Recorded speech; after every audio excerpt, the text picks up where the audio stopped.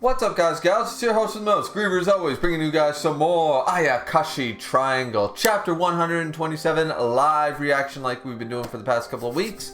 And this particular chapter is entitled Chapter 127, The God-Killing Curse. Ooh, so without further ado, let's just get underway. We see Boy Matsuri on the cover page along with Shadow Mai saying, because I want to stay cool-headed, I can't be honest. So clearly, Shadow Mai is definitely, we know that she's been feeling feelings of, maybe not necessarily love particularly, but definitely feelings of friendship and feelings of affection at the very least, whether they're romantic or not, towards Matsuri in general. And now that we have Boy Matsuri here, who is clearly one of the curses, Shadow Mai has all but confirmed that. Well, she basically has confirmed that. Now it's like, okay, potentially, could Shadow Mai end up with Boy Matsuri, and then Girl Matsuri, when turned back into a boy, will end up with Suzu? But see, I think that'd be a little odd and a little more complicated, and also the fact that Garaku is still around. So I'm not 100% on that, but either way, let's just jump into this chapter. So when we ended off the last chapter, we had a level that seemed like, oh, so silly, like for a group of 5 powerful Tao shamans to be, you know, summoning the Gogyo-sen, to be summoning all this stuff and be like, okay, we're just going to do wet t-shirt contest with a 16-year-old. You know what I mean? Like, it seemed like, oh my god, this is so foolish. But then when you think about it, seduction is a key element in all adult-type films too. Seduction is a key component to secret agents, to, you know, spies, to basically anyone trying to hurt anybody. You know, some of the best stories have been based in seduction. Some of the best stories in fiction and in real life have been due to someone using seduction as a tactic. It's an actual very viable tactic, and though it's played off a little bit for laughs here, it's not actually a bad tactic. So let's see. And we're still in that classroom by the look here of page 1. Thank you, Suzu. About, oh right, the handkerchief. Male Matsuri doused himself with water from the vase. I'll wash this handkerchief and give it back to you. No need. It's fine. Okay, so it seems everything's alright. Suzu. And then boom. Oh, and there's the... We need the 5-element star to tell us exactly. And there they are. The Gogyo-sen. All 5 of them. Ha ha ha ha. A huge success. Just by pouring the water on ourselves, we were able to charm Suzu Kanade very naturally. See? Seduction. Yeah, charming her is the way to do it. Though it took a long time to establish the mental link. Oh, so this whole time they've been attempting to take control of him, and this is the first time they've had actually success or the opportunity. And we went to great trouble to prepare the puppet. It was well worth it. Now, puppet, continue the offensive. Slam. Oh, shit, eek. For the sake of vengeance, us Gogyo-sen will make use even of this romantic comedy trope. Okay, it was way cooler when I said it was all about playing the seduction and playing on a teenage girl's heart and feelings and using that to their advantage, wicked as though it were. Saying that we're gonna do Ross and Rachel style, you know, like, we're gonna use it. That's kinda... How to Lose a Guy in 10 Days, and starring Male Matsuri as Matthew McConaughey. Like, I don't know. Alright, it's a little more silly when we read the translated dialogue. I'm just gonna go off on a limb and say, no, my way is still more darker and better. And that was what's implied last chapter, okay? Let's see. Oh, and there's Girl Matsuri. Suzu, you there? Alright, so right away interrupted. I asked the teacher, and, Huh? Oh, okay, Male Matsuri went back to normal. Huh? What's going on? Alright, they're like, what? Hey, what are you two doing? Nothing. My clothes got wet, so I borrowed a handkerchief from her. Don't play dumb. It's nothing, Matsuri. Really, it's nothing. Okay, so she's a little flabbergasted. Both Matsuris are like, what's going on? And now we're jumping over to Shadow Mai. So they're messing with his personality. Alright, so she's the only one actually informed. And of course she won't tell anybody because she's trying to pretend to be evil. And exploiting Matsuri's romantic feelings for Suzu Kanade in order to accomplish their goal, which is the destruction of the Ayakashi medium. So what are they thinking? Get her in bed and then stab her from the back when they're laying alone? Like, what's the deal? Yeah, okay. And exploiting Matsuri's romantic feelings for Suzukanade in order to accomplish their goal. Then thinking about it, sees two dragonflies. That's it. Alright, wait. Figured it out. That's why they needed a male Matsuri. What is it? By literally defiling the Ayakashi medium, they could activate it. The god-killing curse. Defiling her, as in... Is this like the Immortals movie?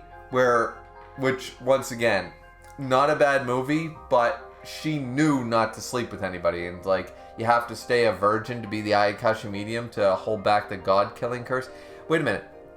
I have a question then. Is the god-killing curse what has been killing the Ayakashi mediums this entire time? Basically, they've had sex, now they're not pure, and then they get killed automatically by the curse, sort of like Seven Deadly Sins Elizabeth thing, dies in 3 days when she gets her memories back. That kind of idea? I was under the impression that Go-Yosen just happened to get to her every fucking time, and people were assholes hundreds of years ago. That was my impression. So is there an actual legit curse? But this implies that Shadow Mai also... Wait. Or is it that's what sometimes kills them? You know, because it said like they don't really live past like 16, 17 and stuff. And let's be real, both teenage boys and teenage girls be horny.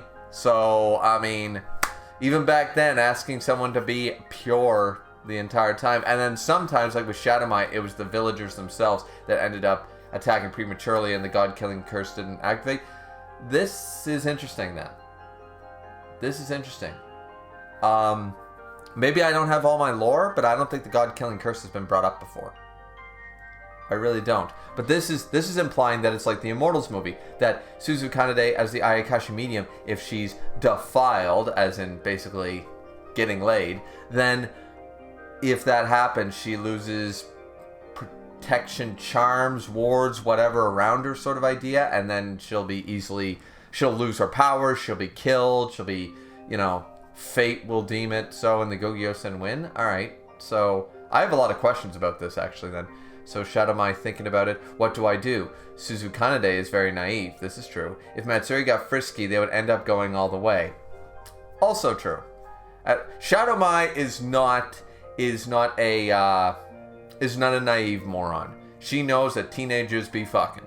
All right, she knows it. We all know it because we all did it. So yeah.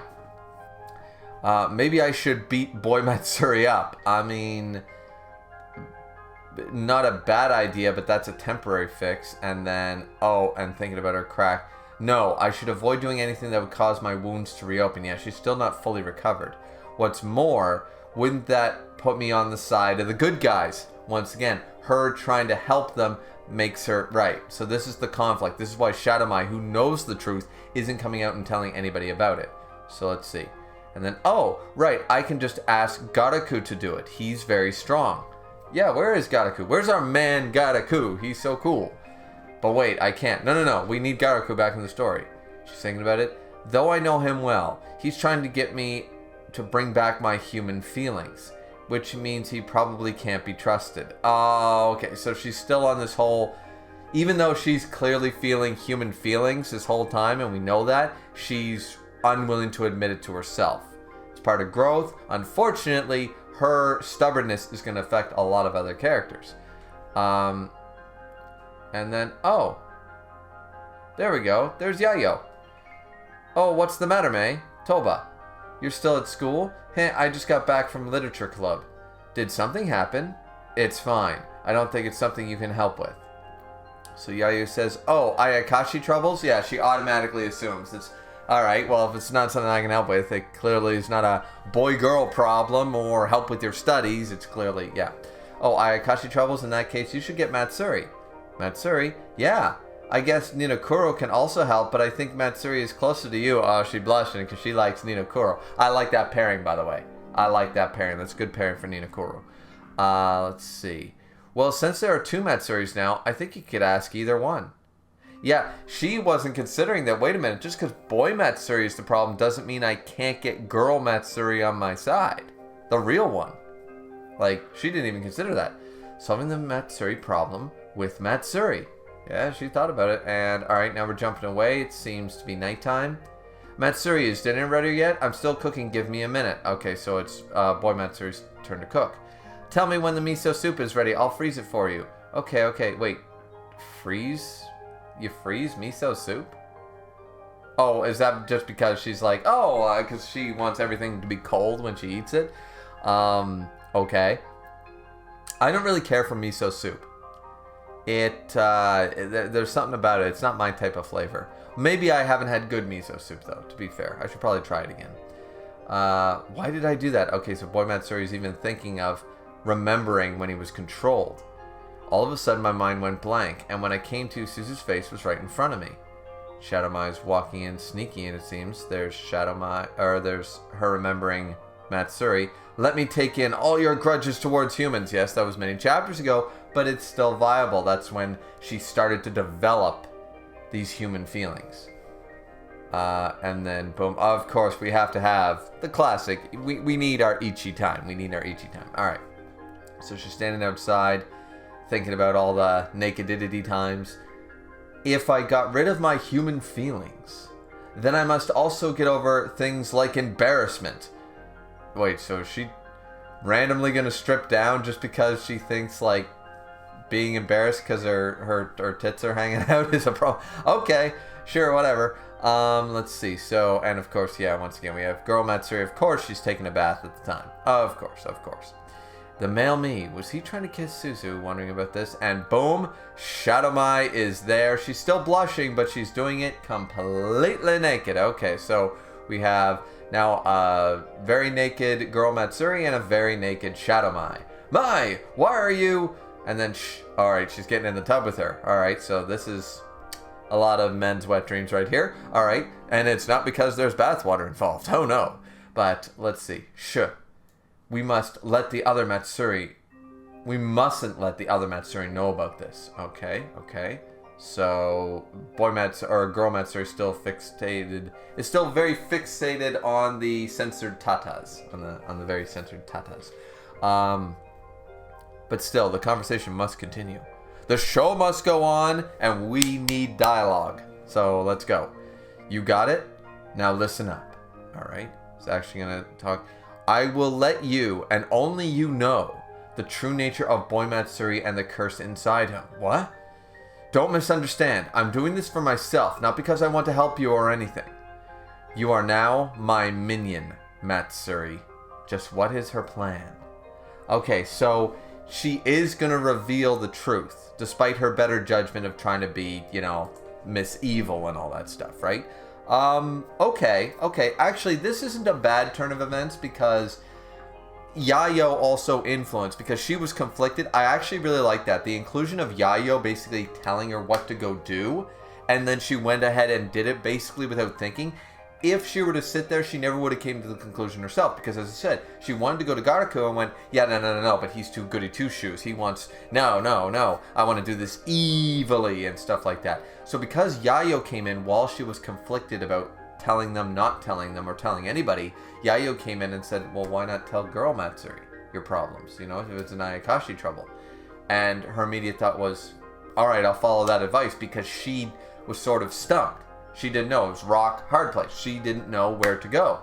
And when Yayo gave her one suggestion, she just followed it through automatically while still dealing with her conflicted feelings.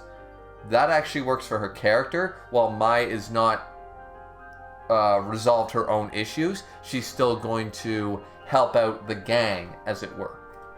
Right? So, yeah, no, that was a pretty good chapter. That was pretty solid. Showcasing Shadow Mai's dilemma and her personal growth, but it's still the overarching character part for the last, months and chapters upon chapters has been Shadow Mai slowly not being a Jinyo anymore, similar to, Hinojiki. So the idea here is to do the same thing with Matsuri, with Shadow Mai, but without sacrificing the other narrative still going forward. And this is where, when you have a series that go over 100 chapters, you start to have multi-layered plot lines that aren't forgotten, but just, it's good that they're slow burn and they take time, that's always a good thing. So anyways, I like the chapter. I hope you guys enjoyed the live reaction. What did you guys think of the chapter and the reaction? Let me know down in the comment section down below. Don't forget to like, comment, and subscribe, and we will see you beautiful people back here once again for some more Ayakashi Triangle. Looking forward to it. Hope you guys are too. See you back here next time. Bye-bye.